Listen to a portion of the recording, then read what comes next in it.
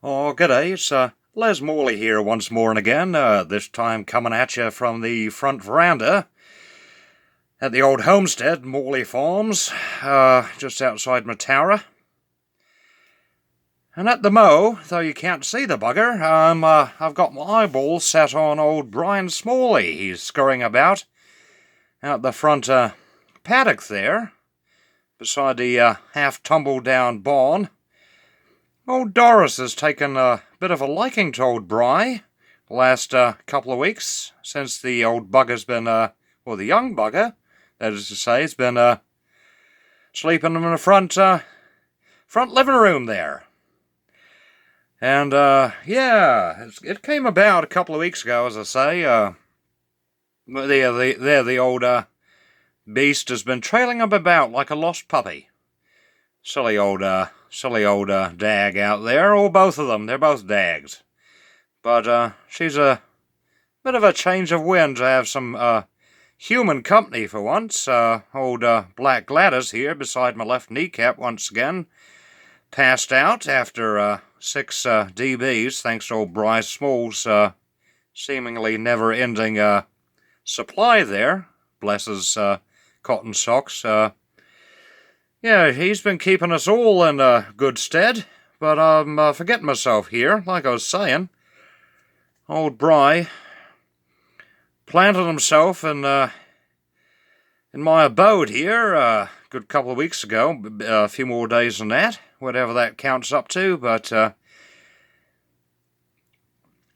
after he got through with his run-in with old Black Gladys the bitch, she gave him a bit of a hoo-ha turn out there on the dusty old patch just outside the front steps there, and he came back to worse for wear. I finally had to drag my sorry ass up and out and cajole old Black Glad, because that's what it boils down to. The old bitch needs a bit of cajoling now and again, and she seems to appreciate a steady hand from old Les Morley once in a while. But ever since then, I think she's got the gist just to leave the bugger alone, and she snorts and glares, but that's when he sidles past with his crinkly leather jacketry and garb and jingling, jangling chains and such. But it's old Doris that's really taken a liking to him, apart from myself. He's proved quite a good houseboy, as it were. Won't go into that, but there's no deal on that. He's a man unto himself, but that gets me talking about, gets me back to the fact, sorry, I need to linearize myself here. Gets me back to the fact of crinkly leather jackets and jingly-jangly chains and accessories.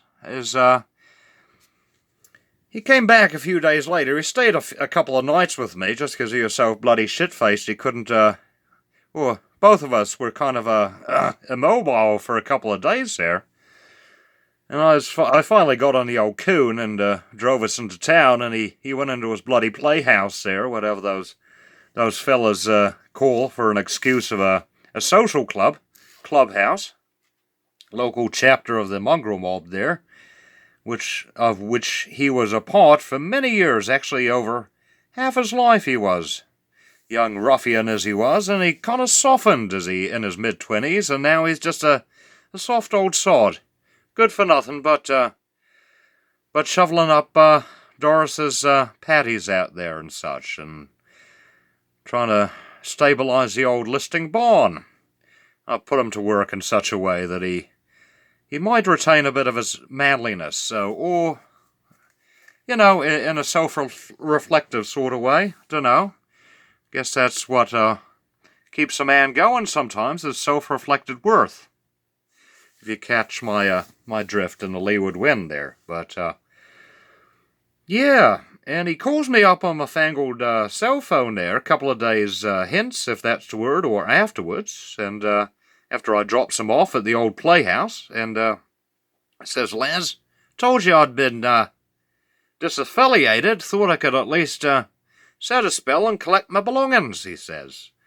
The buggers want me out of here. They've even taken my jacket. I said, oh, I've heard about that. They're very proud of that patch on the back, aren't they? He says, yeah. They didn't even bother slicing it off me. They took my jacket. I thought I could at least take my jacket. Keep my jacket, he says to me. And I says, well, what you want me to do about it, you bugger? And he says, come and get us, would you old sod? I said, who are you calling a sod, you bugger? And we went on like that for a stretch, but finally, soft-hearted sod as I am, whistled at, well, kind of hissed at old Black Gladys. Not that I can whistle much. A farmer who can't whistle, go figure that one. But anyway, anyhoot, so piled old Black Glad in the back of the coon and stoked her up, and vroom, off we went. Picked up old Bry Small just outside Early's bar there in town. And by that stage he'd already had himself 6 or 7 and pints, and looking a bit dishevelled and the worse for wear. I said, oh, sober up, I'll see you momentarily, so I piled him in the back with old Black Glad, who didn't take to that too fondly.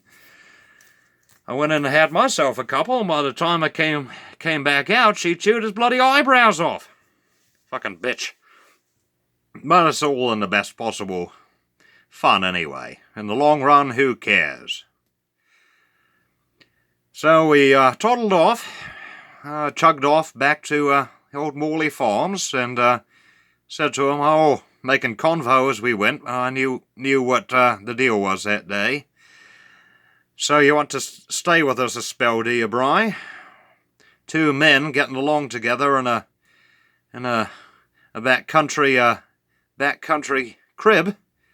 What do you think the neighbours would say? And he says, bugger off, Les. He knew I was just having them on. So, yeah, it's been ever since then. We've just been having each other on, as it were, for the longest time now. But a bit of a handy bloke to have around, as just after that bit of joviality there, halfway back to Mauley Farms, the old coon took a shit fit, and there we were on the side of the rutted, corrugated track. Excuse for backtrack number 71 there, and an old Bry, quick as you look at him, he steps out, minus his macho jacket, just a man in a black skin-tight t-shirt. Stokes myself up a roll and watches them pop the hood and go to work. Couldn't even get down to the last drag before the bugger had come to the bottom of the probe there, and away we went once again. I said, what was it? Old Bry said, oh, it was a wire off the back of your alternator, wasn't it? And I said, I don't even want to know. Good on you. Might just keep you around. So, night after old Bry, I yodel over the old field there with old Doris and him toiling away. Old Doris trailing after him, and he's lurching about with all and sundry shovels and pickaxes and lumber of scrapped salvaged pots and such. The barn's looking somewhat better these days, and filling up Doris's trough out there too, and doing a bit of weed whacking. He managed to get the old whacker grumbling away. Bugger hadn't run for years. And at the end of a given day, I say, "Come on in, Bry."